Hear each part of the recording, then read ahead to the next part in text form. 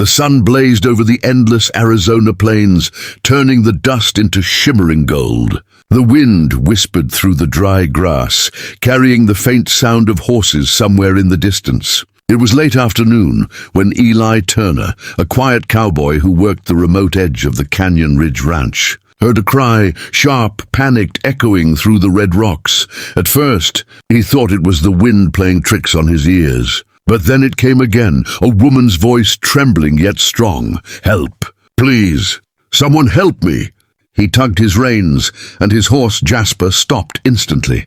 Eli turned his head toward the canyon edge, scanning the jagged rocks below. He rode closer, cautious, every hoofstep sending tiny stones tumbling down. Then he saw her, a woman, her long, dark hair tangled with dust, her leg pinned between two boulders.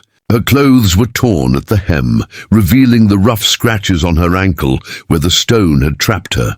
Sweat gleamed on her forehead under the brutal sun, but her eyes, deep, wild, and desperate, locked onto him like a lifeline. Eli dismounted in one swift motion.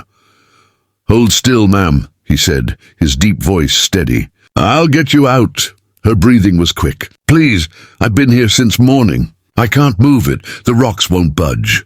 He knelt beside her, examining the stones. They were heavy, one sharp, the other wedged deep into the sand. He placed his hands on them and tried to shift the larger one first. It didn't move. His veins tensed, the desert heat pressing down on his back. He grunted, then repositioned his hands. "All right," he muttered. "We'll do this together." The woman nodded, biting her lip. Eli pressed down, lifting from his legs. The rock creaked, then rolled just enough for her to pull her leg free. She gasped, falling back into the dirt, clutching her knee. "You all right?" Eli asked, panting. She nodded weakly. "I think so. Just bruised. You saved me." Eli offered his hand. "Can you stand?" When their hands met, she hesitated. His rough, calloused palm met her trembling fingers. She looked up at him, and for the first time he saw the face behind the dust. She was beautiful, but not in the way most ranch girls were. Her features carried something softer, part native, part frontier-born. There was strength in her eyes, but pain too, as if life had not been kind. She winced when she tried to stand, collapsing halfway. He caught her before she fell. "Easy there," he said, steadying her against his chest. Her voice was weak but filled with emotion. "I thought I was going to die out here." "You won't," he replied softly. "Not while I'm around." They stood there for a moment, the cowboy holding the stranger in the golden dust, the world quiet except for the hum of the wind. Then she looked up at him again, her lips trembling. "My leg," she whispered. "I can't walk far." "I'll take you to my ranch," he said, lifting her effortlessly. "There's water, food, and rest waiting." As he carried her toward his horse, her hand brushed against his chest, his heartbeat strong, steady like the rhythm of hooves on dry earth. "You shouldn't have risked yourself for me," she murmured. "The rocks could have crushed you too." Eli smiled faintly. "It wouldn't be the first time I got bruised saving someone who didn't expect it." Her lips curved, almost smiling through the pain. "You talk like you've done this before." He placed her gently on Jasper's saddle, mounting behind her to keep her steady. "I've done my share of foolish things," he said, reins in hand. "Saving a woman in trouble isn't one of them." As they rode back, the sun dipped lower, painting the horizon in orange and gold. She leaned against him, exhaustion taking over, her head resting near his shoulder. She whispered softly, almost to herself, "My name's Ayana. It means eternal blossom." Eli smiled. "Pretty name. What's yours?" she asked. "Eli Turner." There was silence for a moment. Then she whispered almost shyly, "Thank you, Eli.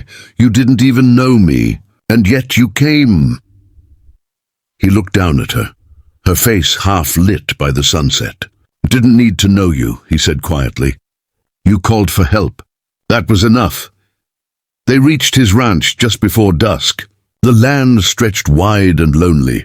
A few wooden fences, a small barn, and a cabin surrounded by fields, kissed golden by the setting sun. He dismounted, then lifted her down, careful with her injured leg. Inside, the cabin was simple but warm. The smell of firewood, old leather and bread filled the air. He helped her sit near the fireplace, fetching a basin of water. She looked around, almost surprised. "You live here alone?" Eli nodded. "For a while now. Used to have a brother. He left for the city." She dipped her hands in the cool water, sighing. "It's peaceful here, quiet. Like the world forgot this place." He chuckled softly. "That's why I like it." As she washed the dust from her hands, she looked at him again. "You really didn't have to save me, Eli. My tribe. They left me. They said I was bad luck." His brows furrowed. "Your tribe?" She nodded slowly, tears welling in her eyes. "Apache. I tried to leave with a group of traders, but when the rocks fell on the trail, they left me behind. Said the spirits had claimed me." Eli's jaw tightened. "You're no curse," he said firmly. "You just needed someone who wouldn't run." For the first time, she smiled, a real one. "You're different, Cowboy." He shrugged, tossing another log into the fire. "Maybe, or maybe I just don't believe in leaving people behind." Ayana's eyes glistened in the flickering light. "If there's any way I can repay you, I will. I'll do anything."